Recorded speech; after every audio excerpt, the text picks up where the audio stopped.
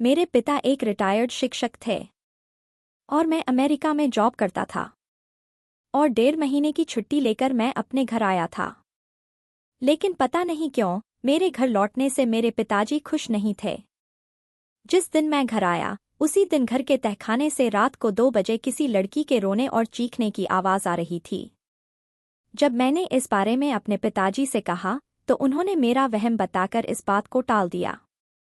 लेकिन अगले ही दिन मुझे फिर से किसी लड़की की चीखने की और रोने की आवाज़ आई। मैं जैसे ही तहखाने की तरफ भाग कर गया मेरे पैरों तले से जमीन खिसक गई, क्योंकि मैंने जिस हालत में अपने पिता को उस लड़की के साथ देखा कोई भी बेटा बर्दाश्त नहीं कर सकता था। मुझे विश्वास ही नहीं हुआ मेरे पिता ऐसा घिनौना काम कर सकते हैं। मेरे पिता पसीने में तरबतर थे और बुरी तरह से हाफ रहे थे। यह नज़ारा देखकर मेरा खून खौल उठा और शरीर थर-थर कांपने लगा। मेरा नाम आकाश है। मैं एक संपन्न परिवार से संबंधित हूँ। मेरे परिवार में मैं, मेरा एक बड़ा भाई और मेरे माता-पिता हैं। मेरे पिताजी एक सरकारी अध्यापक थे और मेरी माँ एक घरेलू महिला थी। मैं बचपन से ही पढ़ने में काफ़ी होशियार रहा था और मेरे बड़े भाई पढ़ाई में एक औसत दर्जे के विद्यार्थी रहे थे। जैसे जैसे हम बड़े हो रहे थे हमें हमारे भविष्य यानी हमारी नौकरी की चिंता सता रही थी। पिताजी हम दोनों ही भाइयों को पढ़ने के लिए बहुत प्रोत्साहित करते, लेकिन बड़े भाई का पढ़ने में बहुत ज़्यादा मन नहीं लगता था। इस वजह से पिताजी ने बड़े भाई को ग्रेजुएशन तक की डिग्री करवा दी थी और मुझे इंजीनियरिंग की पढ़ाई करने के लिए बाहर भेज दिया गया था। बड़े भाई के कहने पर पिताजी ने उन्हें एक जनरल स्टोर की दुकान खुलवा दी। उनका कहना था कि अब उनका पढ़ाई में मन नहीं लगता है और वह किसी नौकरी की तैयारी भी नहीं करना चाहते हैं, बल्कि उन्हें व्यवसाय करना पसंद है। मेरे पिताजी कोई रूढ़िवादी व्यक्ति नहीं थे।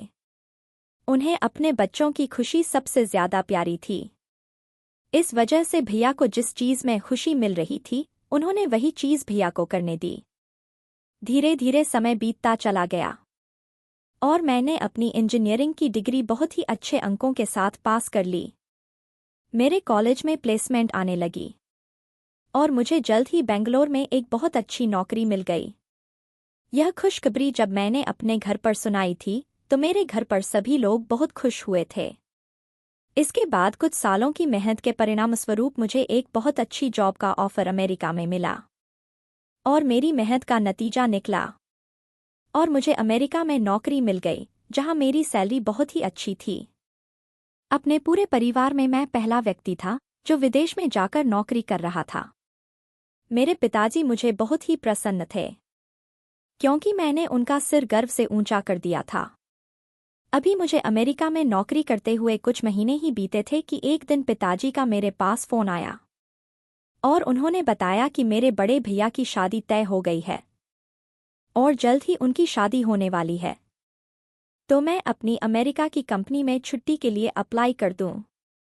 यह खबर सुनकर मैं बहुत खुश हुआ था, लेकिन साथ ही साथ मुझे दुख भी हुआ, क्योंकि मैंने पिताजी को बताया कि यहाँ पर जो कंपनियां हैं उनके कुछ नियम हैं और उन नियमों के मुताबिक मुझे नौकरी मिलने के कुछ महीनों तक ज़्यादा दिन की छुट्टी नहीं मिल सकती थी और भारत आने का मतलब यह था कि मुझे काफ़ी दिनों की छुट्टी लेनी पड़ती। मेरी यह बात सुनकर पिताजी बहुत उदास हो गए और मुझे भी रोना आने लगा। लेकिन फिर माँ ने हम दोनों को समझाया, कोई बात नहीं बेटा, तुम्हें भी अपने जीवन में आगे बढ़ना है और तुम्हारा भविष्य भी बहुत ज़रूरी है, तो तुम यहाँ की चिंता मत करो। हम सारे कामों को अच्छे से संभाल लेंगे और तुम जब भी भारत वापस आओगे तब हम एक शानदार पार्टी देंगे। माँ की यह बातें सुनकर मुझे थोड़ी तसल्ली तो हुई, लेकिन मुझे कहीं ना कहीं बहुत खराब लग रहा था कि मैं अपने ही भाई की शादी में नहीं जा पा रहा था, जबकि अब मेरा भी मन था कि मैं अपने घर जाऊं, अपनी माँ की गोद में सिर रखूं और अपने घर में कुछ दिन बिताऊं। जिस दिन भाई की शादी थी उस दिन मेरा मन सुबह से ही बहुत उदास था। मैं हर वक्त यही सोच रहा था कि काश अगर आज मैं वहां होता तो मैं कितना एंजॉय कर रहा होता। मेरे घर में कितने सारे मेहमान आए होंगे। सब लोग खूब मिलजुल कर हंसी मजाक कर रहे होंगे। कितना नाच गाना हो रहा होगा। लेकिन मैं हूं कि यहाँ इस कंप्यूटर में बैठकर अकेले सिर खपा रहा हूं। मैं बहुत उदास था। लेकिन मैं अपने भाई के लिए बहुत खुश भी था कि अब वह जीवन में और आगे बढ़ेंगे। और उनके जीवन को आगे बढ़ाने के लिए उनके साथ कोई और भी जुड़ने वाला है। मैंने अपने भाई को फ़ोन करके ढेर सारी बधाइयाँ भी दीं। और अपनी उदासी भी व्यक्त की कि मुझे कितना बुरा लग रहा है कि आज मैं वहाँ पर नहीं हूँ। धीरे धीरे वक्त पंख लगाकर कब उड़ गया, पता ही नहीं चला। और करीब 1.5 साल बीत गया। और मौका पाते ही मैंने भी अपनी कंपनी में छुट्टी के लिए अप्लाई कर दिया। मुझे करीब 1.5 महीने की छुट्टी मिल गई। पहले मैंने सोचा कि मैं घर पर फ़ोन करके सबको बता दूं।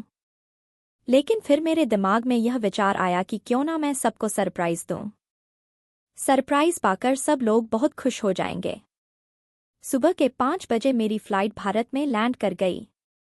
और 1 घंटे के अंदर ही मैं अपने घर के दरवाजे के सामने खड़ा था। मैं बहुत ही ज़्यादा उत्साहित और खुश था। मैंने डोर बेल बजाई तो दरवाज़ा पिताजी ने खोला। मुझे देखकर पिताजी एकदम से हक्के बक्के रह गए।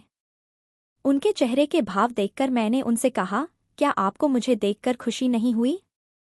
मेरे इतना कहते ही जैसे वह किसी सोच विचार से बाहर आए। और उन्होंने आगे बढ़कर मुझे गले लगा लिया। मैंने भी तुरंत ही उनके पैर छुए। और फिर वह मुझे अंदर ले गए। फिर मैंने माँ को आवाज़ लगाई। मेरी आवाज़ सुनकर माँ खुशी खुशी बाहर दौड़ी चली आई। कुछ मिनट के लिए तो हम तीनों एक दूसरे को देखकर बहुत खुश हो रहे थे। और हमारी आंखें भी नम हो गईं। पिताजी बोले, तुमने पहले क्यों नहीं बताया कि तुम आ रहे हो? मैंने कहा, अगर मैं बता देता तो यह जो खुशी मैं आप लोगों के चेहरों पर देख रहा हूँ, क्या यह मुझे देखने को मिलती? माँ ने कहा, आप क्या सारे सवाल जवाब अभी कर लोगे? मेरे बेटे को चाय नाश्ता भी करने दो। फ्रेश होकर मैं अपने कमरे में चला गया।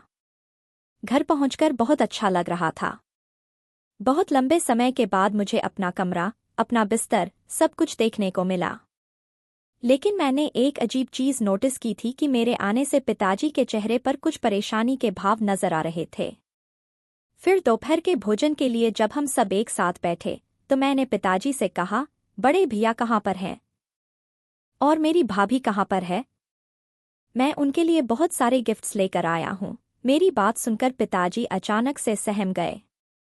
फिर थोड़ी देर के बाद वह बोले, तुम्हारी भाभी की सरकारी नौकरी लग गई थी दूसरे शहर में। तो इसीलिए हमने तुम्हारे भैया से कहा कि जहाँ बहू की नौकरी लग गई है वह भी वहीं पर जाकर रहे और वहीं पर अपना व्यवसाय जमा ले। मैंने कहा, अरे वाह, यह तो बहुत अच्छा हुआ। तो फिर ठीक है। 1-2 दिन के अंदर ही हम लोग बड़े भैया के घर चलेंगे। पिताजी ने कहा, नहीं, अभी इसकी कोई ज़रूरत नहीं है। मैंने कहा, क्यों? मुझे भी अपने बड़े भैया और भाभी से मिलना है। तो पिताजी थोड़ा गुस्सा होने लगे और बोले, तुम्हें मेरी बात समझ नहीं आती? मुझे समझ नहीं आ रहा था कि बड़े भैया से मिलने की बात पर पिताजी गुस्सा क्यों होने लगे थे। मैंने जैसे ही उनसे कहा, लेकिन वैसे ही माँ बोली, बेटा, अभी तुम्हारे बड़े भैया कुछ मुश्किलों में हैं। तो इसीलिए अभी हम लोग वहाँ जाना नहीं चाहते हैं। जब वह खुद से हमें यह बताएंगे कि चीज़ें ठीक हो गई हैं, तब हम लोग राजी खुशी वहाँ चलकर उनसे मिल लेंगे। मैंने माँ से पूछा, कैसी मुश्किलें? तो माँ बोली, उसने इन सब के बारे में हमें ज़्यादा कुछ नहीं बताया है। बस यह कहा है कि अभी हम लोग उससे ज़्यादा सवाल जवाब ना करें। मैंने कहा, ठीक है, मैं भैया को खुद ही फ़ोन करके पूछ लूँगा। तो माँ बोली, नहीं बेटा, उसे फ़ोन मत करना, नहीं तो वह गुस्सा हो जाएगा।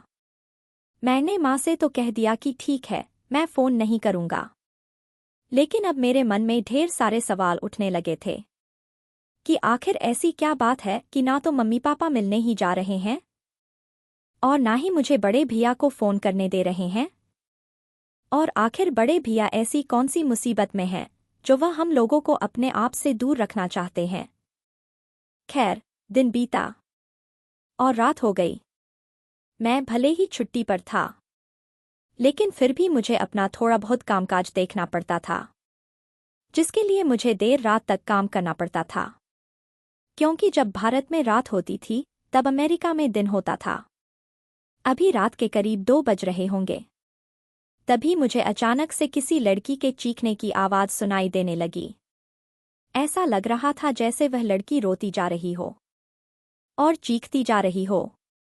मैं तुरंत ही अपना लैपटॉप छोड़कर बालकनी में बाहर निकल आया। मैं जब बाहर आया तब अचानक से वह चीख बंद हो गई। अब मुझे समझ नहीं आ रहा था कि आखिर यह आवाज़ कहाँ से आ रही थी। मैं सोचने लगा कि हमारे मोहल्ले में तो सभी सभ्य लोग रहते हैं। हम कई सालों से यहाँ रहते आ रहे हैं, पर हमने कभी भी किसी भी व्यक्ति को अपने घर की किसी महिला को परेशान करते हुए कभी नहीं देखा। सभी लोग बहुत ही अच्छे थे। फिर आखिर इतनी रात को यह कौन औरत है जो रो रही है और चीख रही है? थोड़ी देर बालकनी में खड़े रहने के बाद मैं दोबारा से अंदर जाकर लैपटॉप पर काम करने लगा। करीब 5 मिनट के बाद ही मुझे फिर से वही आवाज़ सुनाई देने लगी। मैं फिर से बालकनी की तरफ दौड़ कर गया, लेकिन मुझे समझ नहीं आया कि यह आवाज़ कहाँ से आ रही थी। फिर मैंने सोचा कि हो सकता है शायद मोहल्ले में किसी ने किसी और को अपना मकान किराए पर दिया हो और कोई नया किराएदार हो जो अपने घर की महिला को परेशान कर रहा है। मैंने सोचा मैं इस बारे में सुबह पिताजी से बात करूंगा। अगली सुबह जब यह पूरा वाकया मैंने पिताजी को बताया तो पिताजी ने सिरे से इनकार कर दिया। उन्होंने कहा कि उन्हें तो ऐसी कोई भी आवाज़ नहीं सुनाई दी। मैंने उनसे कहा, हो सकता है आप गहरी नींद में हो, तो वह बोले, नहीं ऐसा तो नहीं है।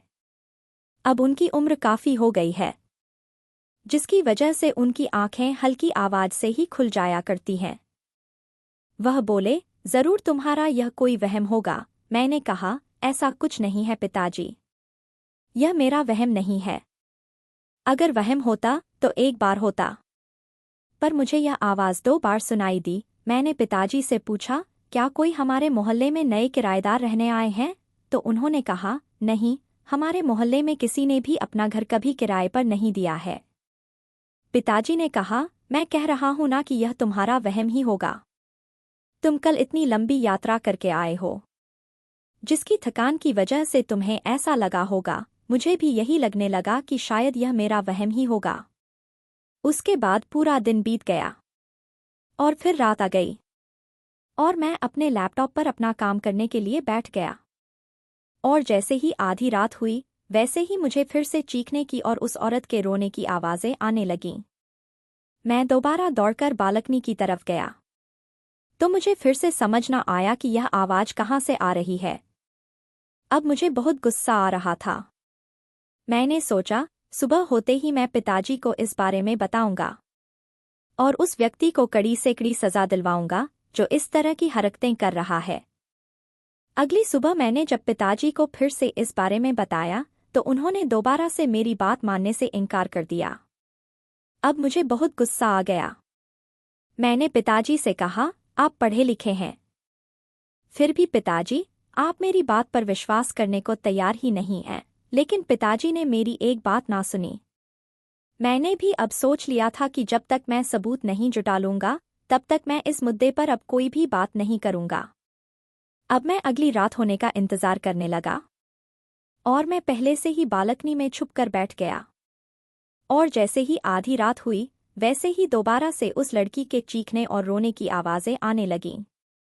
अभी मैं अंदाज़ा लगाने की कोशिश कर ही रहा था कि यह आवाज़ कहाँ से आ रही है।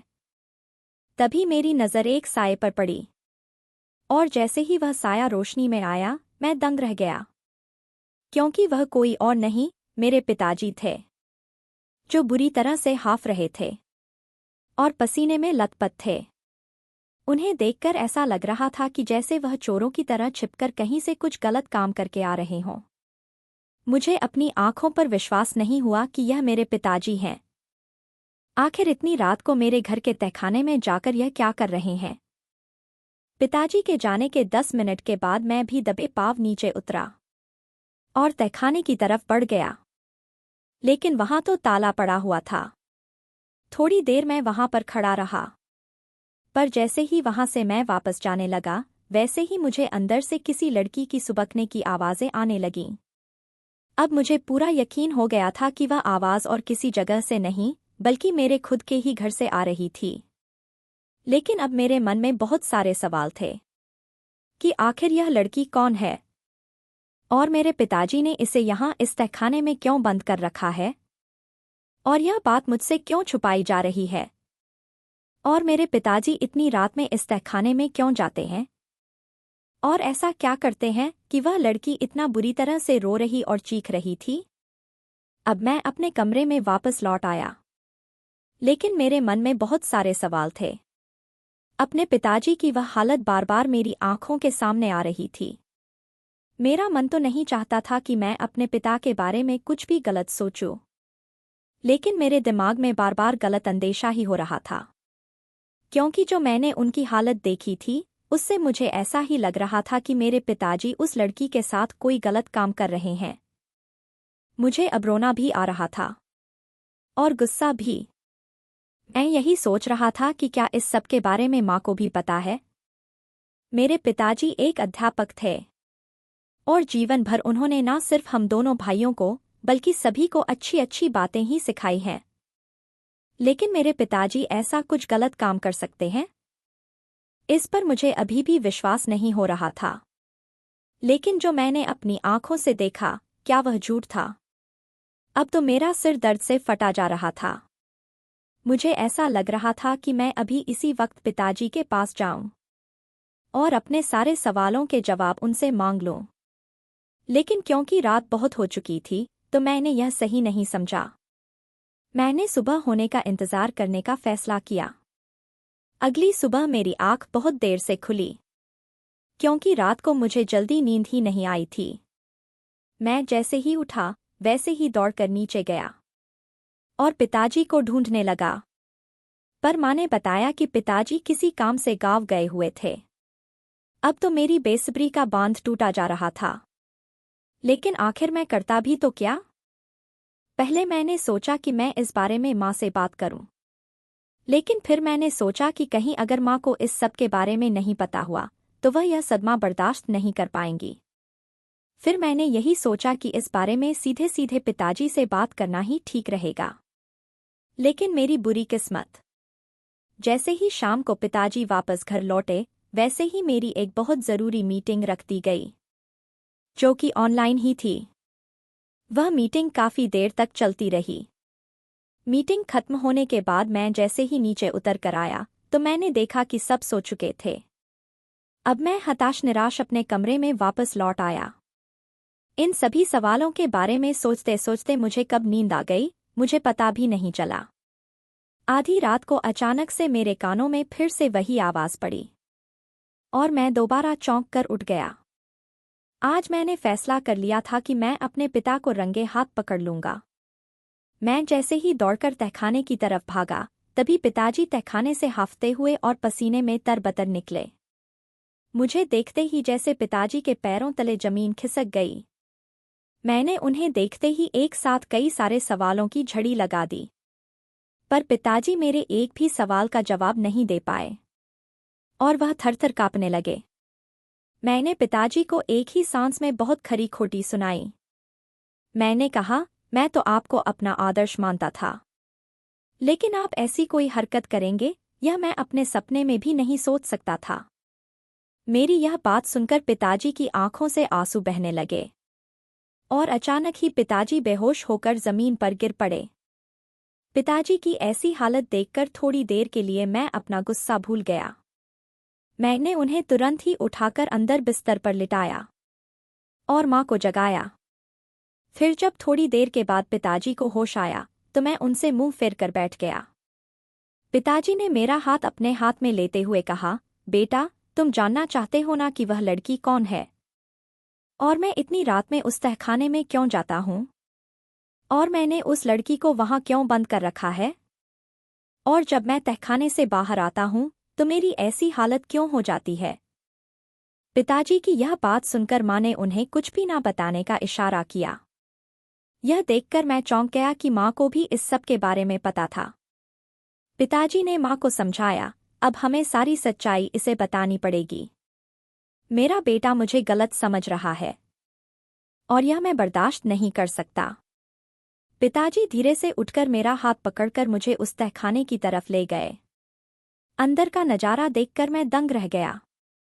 वहां एक दुबली पतली सी मासूम सी लड़की बैठी हुई थी, जिसके बाल बुरी तरह से बिखरे हुए थे और वह भी पसीने से लथपथ थी, जिसका एक पैर जंजीर में बंधा हुआ था और उसके चारों तरफ खाने की कुछ चीजें पड़ी हुई थीं और पास ही एक थाली रखी हुई थी जिसमें खाना रखा हुआ था।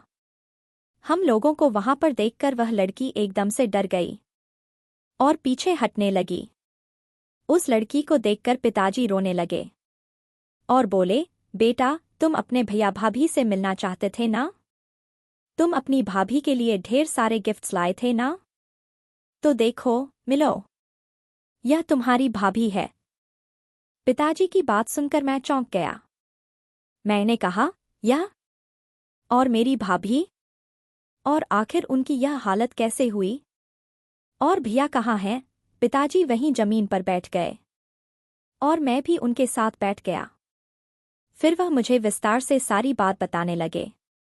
पिताजी बोले, बेटा, तुम्हारे भैया की हमने इस बिटिया से बहुत धूमधाम के साथ शादी की थी। मैं इसे अपनी बहू नहीं बल्कि बेटी बनाकर इस घर में लेकर आया था। मैं हमेशा से ही एक बेटी चाहता था, लेकिन भगवान ने मुझे तुम 2 बेटे ही दिए थे।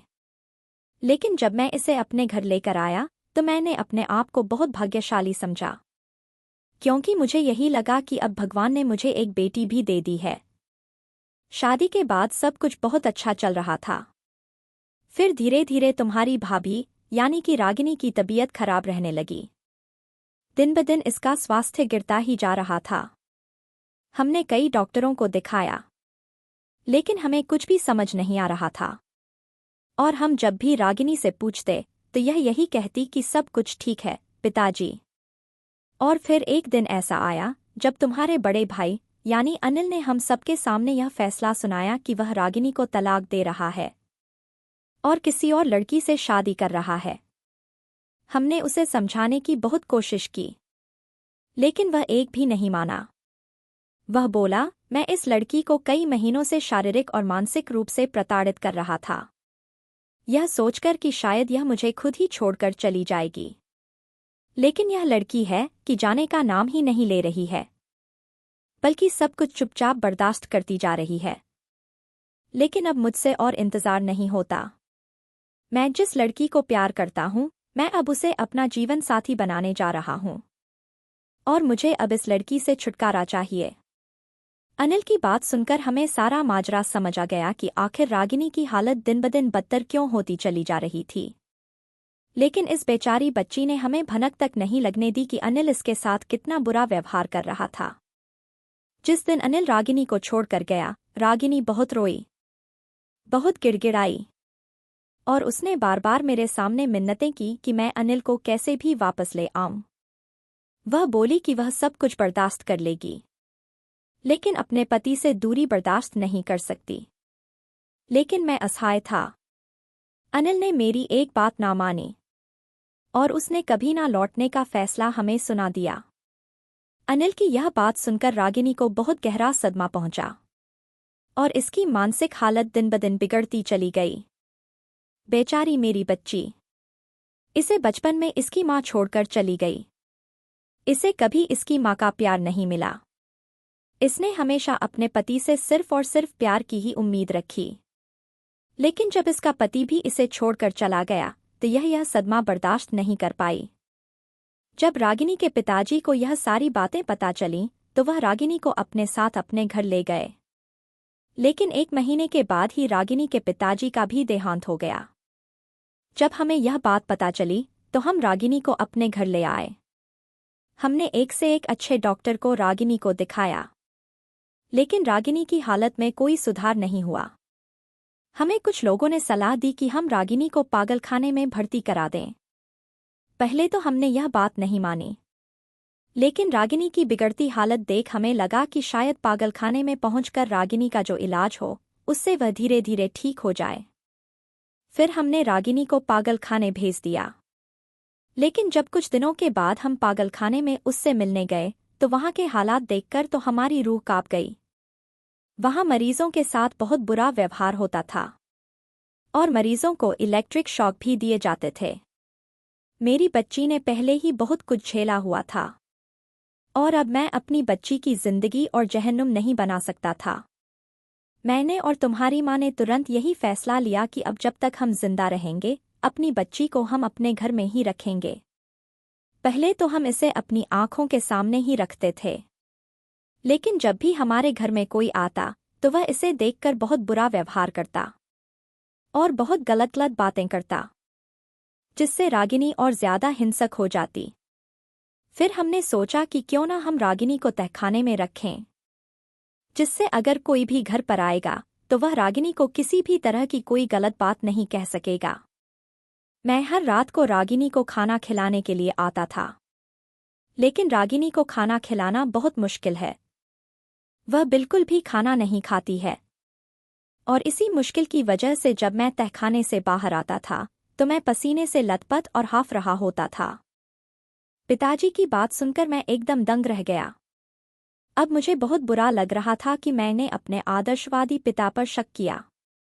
मैं रोने लगा और फिर पिताजी के गले लग गया। मैंने पिताजी से माफ़ी मांगी, मुझे माफ़ कर दीजिए पिताजी। पिताजी ने कहा, बेटे इसमें तुम्हारी कोई गलती नहीं है, तुमने अपनी आंखों से जो देखा वही सोचा। मैंने पिताजी से कहा, अब कोई नहीं रोएगा और आप भी परेशान मत होइए, जो हुआ सो हुआ। पर अब रागिनी को ठीक करने की सारी जिम्मेदारी मेरी। अगले दिन रागिनी के लिए खाना लेकर मैं गया। मैं जैसे ही तहखाने में दाखिल हुआ वह मुझे देखते ही चीखने और चिल्लाने लगी। मैंने रागिनी से एक शब्द भी नहीं कहा। मैंने उसके सामने खाने की प्लेट रख दी और चुपचाप वहीं बैठ गया। करीब 1 घंटे तक मैं उसके सामने चुपचाप बुत बनकर बैठा रहा। थोड़ी देर के बाद एक चमत्कार हुआ। रागिनी ने खुद से ही खाने की थाली में से एक छोटा सा टुकड़ा लेकर खाया। फिर यह हर रोज की दिनचर्या हो गई। मैं हर रोज रागिनी के लिए खाना लेकर जाने लगा और वहां घंटों चुपचाप बैठने लगा। मैंने पिताजी से कहा, अब आप रागिनी को तहखाने में नहीं बल्कि मेरे कमरे में रखेंगे। पहले तो पिताजी ने मेरी बात मानने से इनकार कर दिया, लेकिन मेरे जिद करने पर वह मान गए। मेरी माँ हर रोज रागिनी को नहलाती धुलाती और साफ सुथरे कपड़े पहनाती और उसके बाल भी बनाती। धीरे धीरे मैं उसके साथ समय बिताने लगा। वह मुझे एक शब्द भी ना कहती, लेकिन मुझे चुपके चुपके से देखती रहती। हफ्ते बीत रहे थे और लगातार रागिनी की हालत में सुधार हो रहा था। अब वह चीखती चिल्लाती नहीं थी और खाना भी चुपचाप खा लेती थी। इधर डॉक्टर से भी उसका इलाज जारी था। हम उसे समय से दवाइयाँ भी दे रहे थे, जिससे उसकी हालत में अब काफ़ी तेज़ी से सुधार हो रहा था और धीरे धीरे मुझे यह लगने लगा कि मुझे रागिनी से प्यार हो गया है। मैं यही सोचने लगा कि इतनी प्यारी और सुंदर गुड़िया जैसी लड़की को छोड़कर भला कोई कैसे जा सकता है। और फिर 1 महीना बीत गया। अब मेरी छुट्टियां खत्म होने में सिर्फ 15 दिन ही बचे थे। मेरे दिल में बार बार यह ख्याल आता कि 15 दिन के बाद मुझे वापस जाना होगा और मुझे रागिनी को भी छोड़ना होगा और अपने माता पिता को भी। अब रागिनी थोड़ा थोड़ा बातचीत करने लगी थी, लेकिन अक्सर वह मुझे देखकर चुप हो जाती। लेकिन माँ से वह ढेर सारी बातें करती। मैं मन ही मन सोच रहा था कि मुझे तो रागिनी से प्यार है, लेकिन क्या रागिनी भी मुझे पसंद करती है? मुझे माँ ने बताया था कि रागिनी को चूड़ियाँ बहुत पसंद हैं। तो एक दिन मैं चुपके से बाजार जाकर उसके लिए चूड़ियाँ खरीद कर लाया और जब मैंने उसे चूड़ियाँ दी तो वह जैसे खिल उठी। उसके चेहरे की खुशी देखकर मुझे जो सुकून मिला वह मैं शब्दों में बयान नहीं कर सकता था। अब मेरी छुट्टियां खत्म होने में सिर्फ 4 दिन ही बचे थे। एक दिन शाम को जब हम सब साथ बैठकर चाय पी रहे थे तो पिताजी ने कहा, बेटा अब हमें रागिनी की दूसरी शादी कर देनी चाहिए। मैंने तुम्हारे चाचा जी से इसके लिए अच्छा लड़का देखने के लिए कहा है। हम दोनों तो बूढ़े हो गए हैं, आखिर कब तक जिंदा रहेंगे? एक दिन हम भी इस दुनिया को छोड़कर चले जाएंगे। आखिर कोई तो होना चाहिए जो रागिनी का ख्याल रख सके। पिताजी की यह बात सुनकर जैसे मुझे गहरा धक्का लगा।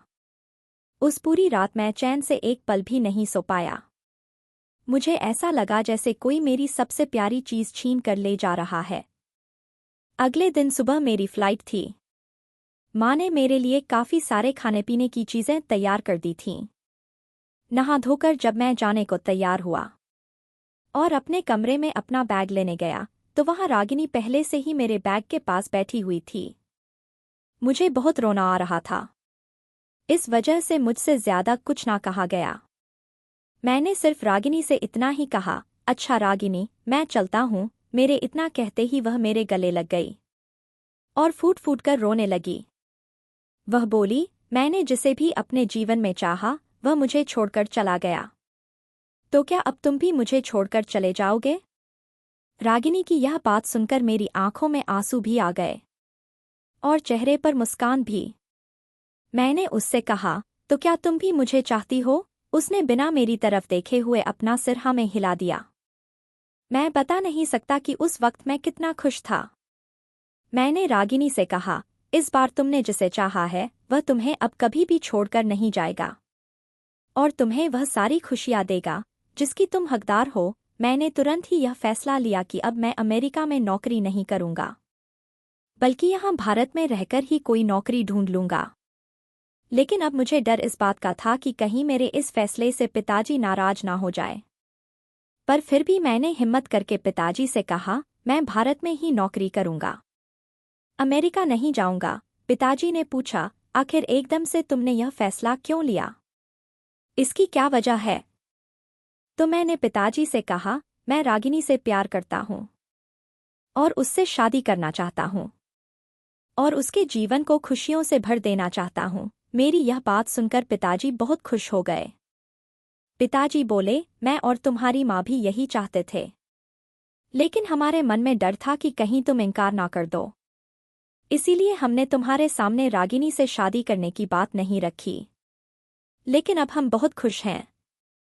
लेकिन मैं सबसे पहले रागिनी से पूछना चाहता हूँ कि क्या वह भी तुमसे शादी करने के लिए तैयार है?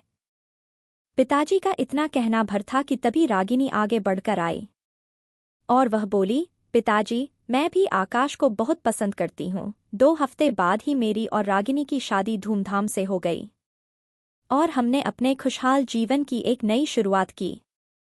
दोस्तों, सच्चे प्यार में बहुत ताकत होती है, जो इंसान को बुरी से बुरी परिस्थितियों से बाहर निकाल लेता है। इस दुनिया में बहुत से ऐसे लोग हैं जो सच्चे प्यार के लिए तरस रहे हैं, और वहीं बहुत से ऐसे भी लोग हैं जिनके पास सच्चा प्यार है, लेकिन वह उसकी कदर नहीं समझते। तो अगर आपके जीवन में सच्चा प्यार है तो अपने आप को बहुत भाग्यशाली समझिए और उसको महत्व दीजिए। और आपको यह कहानी कैसे लगी हमें कमेंट में करके ज़रूर बताएं। और इस कहानी को प्लीज़ ज़्यादा से ज़्यादा शेयर करिए और लाइक करिए। और अगर चैनल पर नए हैं तो सब्सक्राइब करिए। Thank you.